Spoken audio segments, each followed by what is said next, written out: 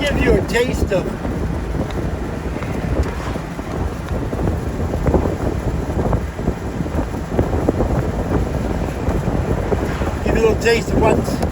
what is around here. This is all countryside. You know, you might have a house every half mile.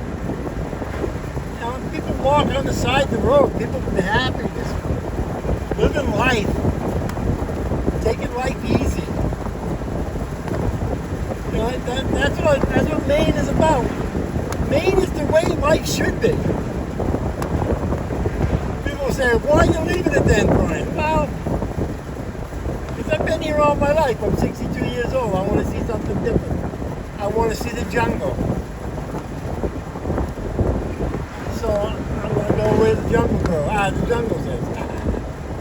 But this, I don't want you to think I'm leaving here because it's not a beautiful. This is a beautiful area. Beautiful place, beautiful people. You know, if you're going somewhere, you run 55, 60 miles an hour. You're not stuck in traffic, waiting for traffic to get moving. You look right here, 55 miles an hour. We're doing 60. You know, it's a great life here. It's a good life here. You know, we have a little river right here with a little waterfall right over there. You have to understand, here in the state of Maine, we have over 2,500 lakes and ponds. Who knows how many streams and rivers and brooks? It's a beautiful place. It's a beautiful place to live. So if you're thinking of coming to Maine, don't just go to Maine and see the coastal areas. That's not Maine. That's Maine coastal. You know, you want to come and see the rest of the state. Come and get an idea what the rest of the state is like. I don't know if you can see them with the windmills up on the mountain. You know, there's a half a dozen windmills up on that mountain. You know, every now and then you might see a few windmills every now and then or something. But this is what life is like in Maine.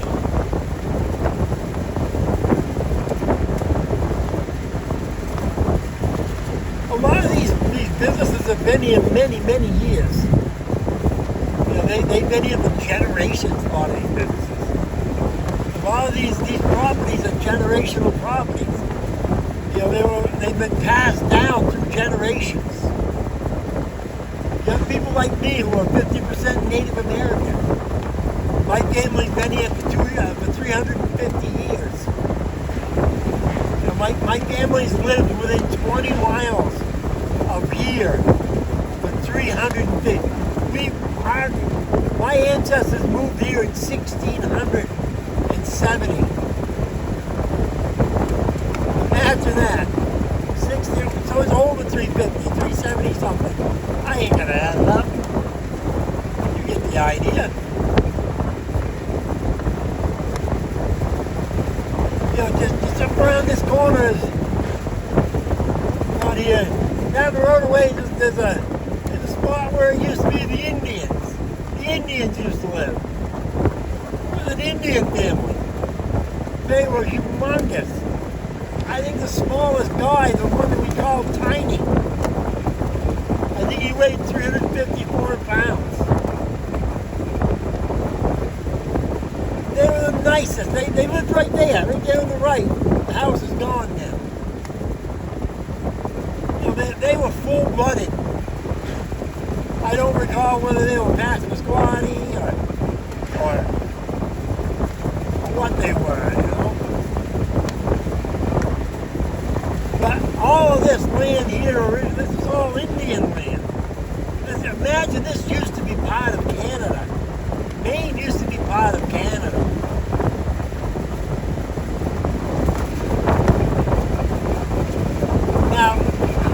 Now we have a breakdown lane on the side of the road. There was never a breakdown lane 20 years ago. This was all overgrown. The trees would go over the road.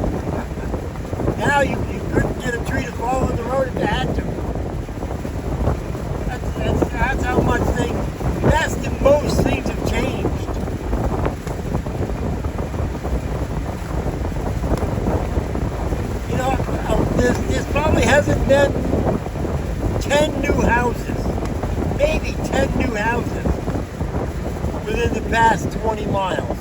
I can't think of more than 10. I don't even think there's been 10 within the past 20 miles. So that's how little things have actually changed in the community. Unless you get up here to the town of Bethel, I'll take you up into Bethel. I'll show you the town of Bethel. The area that I was born and raised in. The little town that I used to go to every day and hang around at Charlie's Pizza. Meet all my friends at Charlie's Pizza. Wait for the Gould Academy girls from Gould Academy to come. Because that's the date. I dated the girls at Gould Academy. I think that's where I must have learned my affection for little brown girls with black hair. Something about it. You love those little brown girls with black hair. Well, you're right, Mama. I like the little brown girls with black hair. But that doesn't mean that I don't love the little blonde girls with blonde hair. White girls with white hair. Look at the mountain range over there. That's part of the White Mountains. Part of the White Mountains over there.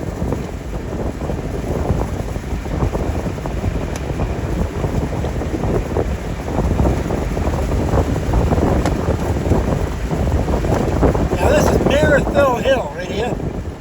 This is coming down into the town of Bryant's Pond. This is one of the first ponds I'm going to show you. I probably should have shown you Norway Lake, but that's another video. So this is the town of Bryant's Pond. No, the name of the pond isn't, I don't know, I don't understand the whole routine. No, it's not Bryant's Pond, the name of the pond. The name of the pond is Christopher, Lake Christopher. I don't know why. But this is the little town of Bryant Pond. So just a little village, folks. Just a little village living. It's a little one-horse town, one store, one filling station, one post office. Welcome to Bryant's Pond. Welcome to the post office of Bryant's Pond. Mostly known for it being the last place in the country that held out for the old crank telephone. Now, back when I was a child, my aunt, who lives here in town, used to have a crank telephone. And here they have a memorial to the crank telephone. Now, right there is a memorial for the crank telephone. So, oddly enough, you know, you'd pick up the little thing for your ear there, and you'd talk into the microphone, and you'd crank on that, and the woman would come on, and she'd ask, who you want? And you'd tell her who. You didn't tell her the number. You didn't tell her, oh, I want K, la, la, la. No, you said, I want Aunt Gertrude down the road. And you know what? She knew how to get hold of Aunt Gertrude. And she would ring you up. Well, the only problem with that meant you were on a party line, which meant there might be 3 or 4 other people able to listen to your conversation. But that's fine. But that's the old crank. They don't have the crank. I don't understand why they don't have the old crank on there. It's like a crank. You just gotta crank it like you envision, and crank that old thing around there.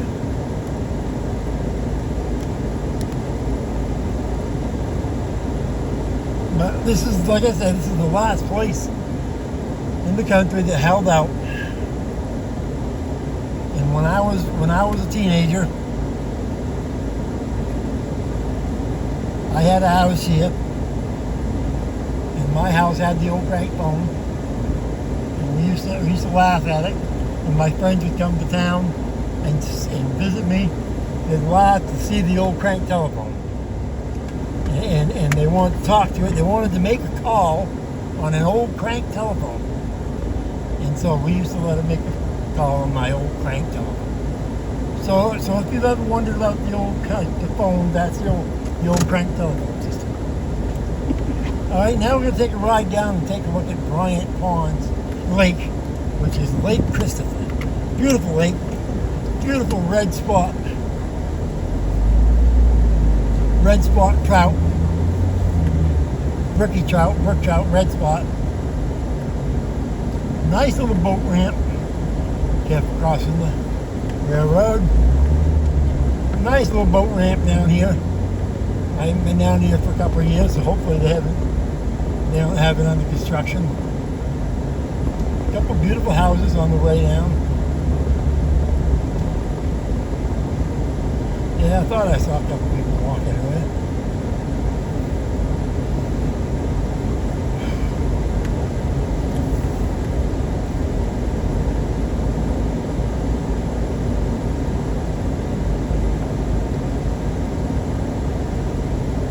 How you doing? Question for you. This is Bryant's Pond. This is Lake Christopher. Why is this not Lake Bryant's? Yeah, the town. But this is Lake Christopher. Oh, yeah. And I've lived here all my life. Oh, we're having a little fun with it.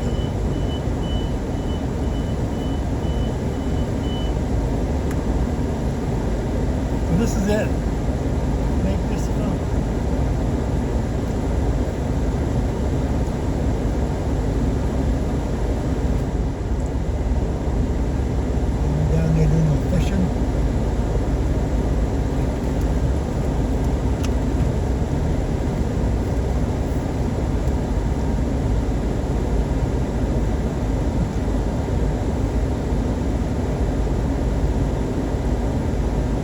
Not only trout in here, but there's also pickerel in here.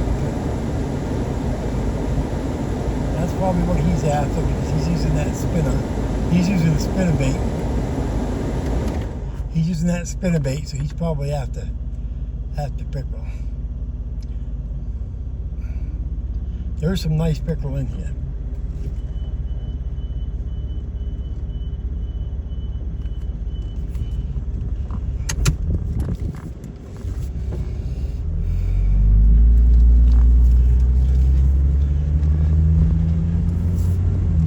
That's some of the oddities.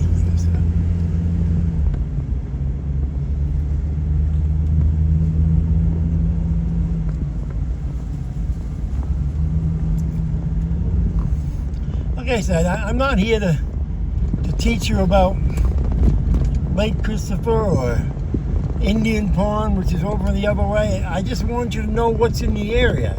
So if you're looking to visit Maine, if you're looking to vacation in Maine, don't just go to the coastal area. Come inland. Come see where everybody lives. Most everybody that's on the coastal now are people from away. They had your local natives.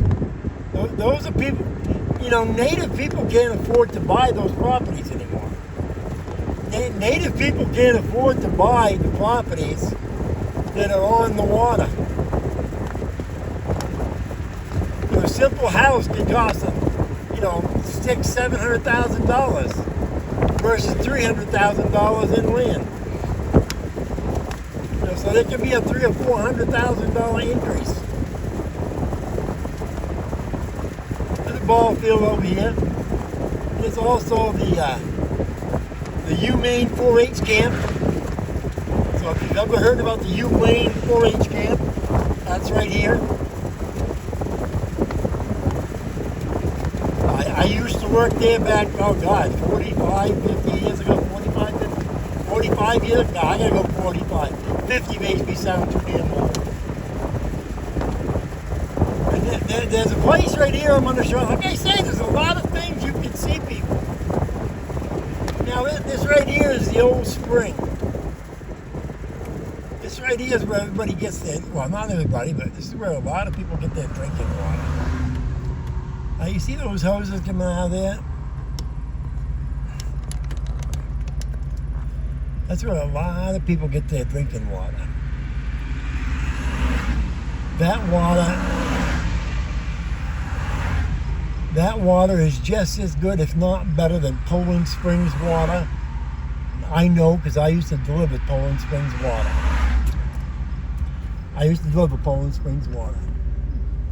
So I can tell you right now that water is just as good as Poland Springs.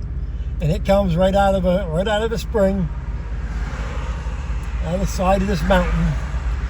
The state of Maine put a big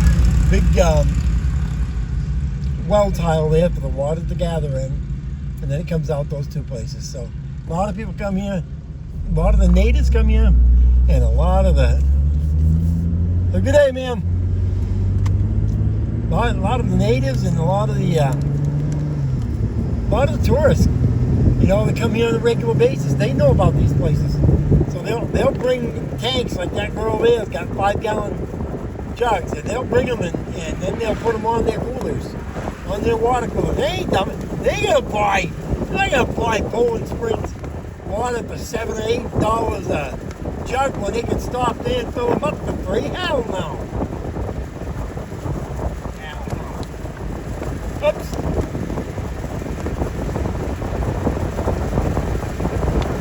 So like I say, have you noticed there's not much traffic?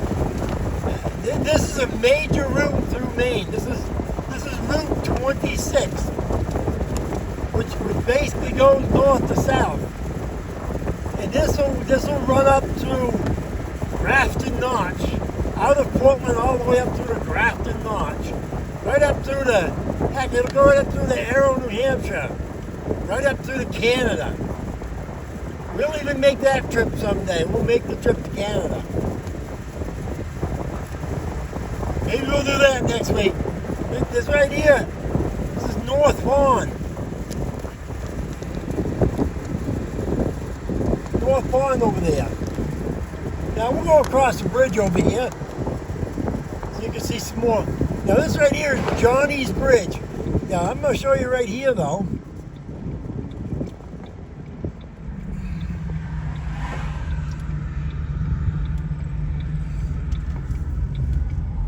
Now the property right here used to belong to the Newells. Now the Newells were a band of Indians, and they owned this land right here. They had several. That's why you see these little houses. These are the little houses that they had. They lived off what they catch off the lake, off the pond here. This is North Pond. And they moved out years ago. They moved somewhere else and moved away. And people bought this land now, and it's big money now. They fenced it off, keep people out. But this is coming over to Johnny's Bridge now, people. Johnny's Bridge. Now, I used to hunt. I used to fish off of Johnny's Bridge. All right, because there's a spot right up here where we used to stop and fish off the bridge, and we catch anything from white perch to, heck, we catch white perch to maybe pickerel to you name it. You know, we catch all kinds of different stuff. So that's North Pond. It goes way down the other way. That house right there is blocking a lot of it there. But that goes down around there. That right over you see over there. That right there is Rock Island. We are gonna go out. No, I'm sorry. That's Rock Island. If I can get it in here. That's Rock Island. We are going to go out on Rock Island sometime. I'm going to take you out there and I'm going to show you Rock Island probably sometime.